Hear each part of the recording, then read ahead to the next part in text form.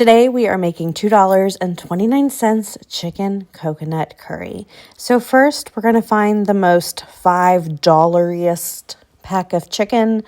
Meat is expensive. So $5. That's what I was willing to do. I'm not buying this today, but we're going to get the frozen pepper and onions, and we only need 1/3. I still have some from our last recipe.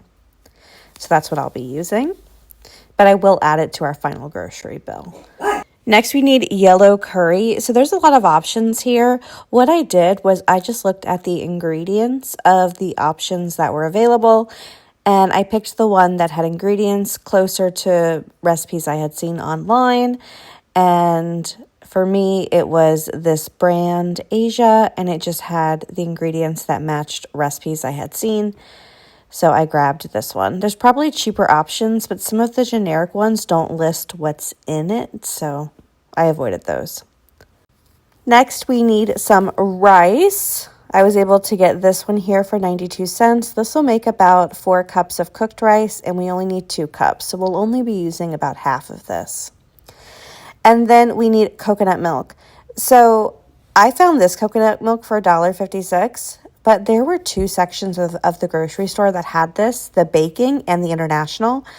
In the international, it was more expensive, so always check both because you never know which one's going to have the generic.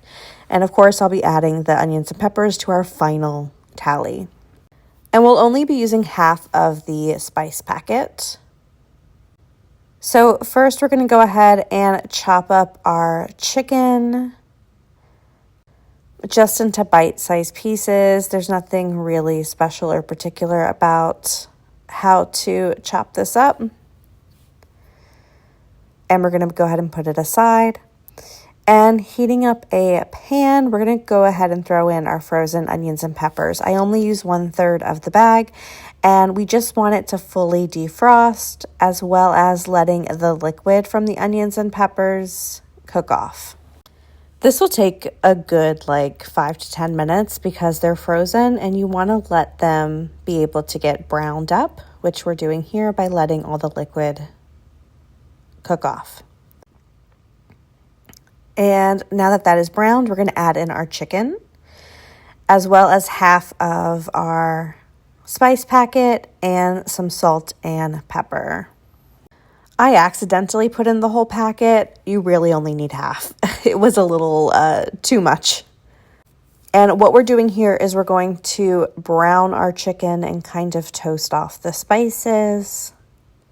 Don't worry about cooking the chicken fully. It will cook in the simmering process, but we do want to get it browned. This can be really nice when you're cooking on a budget because I know I feel so much better when I have curry from the local Thai place. So sometimes it feels like that can be unattainable when you're on a budget, but this is not perfect, but a good second. Then we're going to add in our coconut milk, the entire can, and we're going to bring it to a simmer. And once it's to a simmer, we're going to go ahead and put it from medium to low, and we're going to cover it for 15 minutes. And the chicken should be fully cooked. So isn't this just beautiful? Delicious.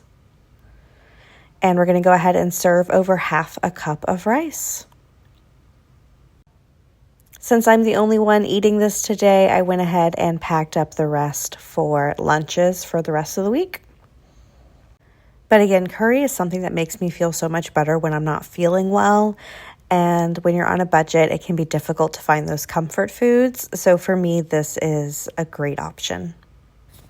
So let's talk about costs. Our entire grocery bill came out to $12.04 if I had bought the onions and peppers.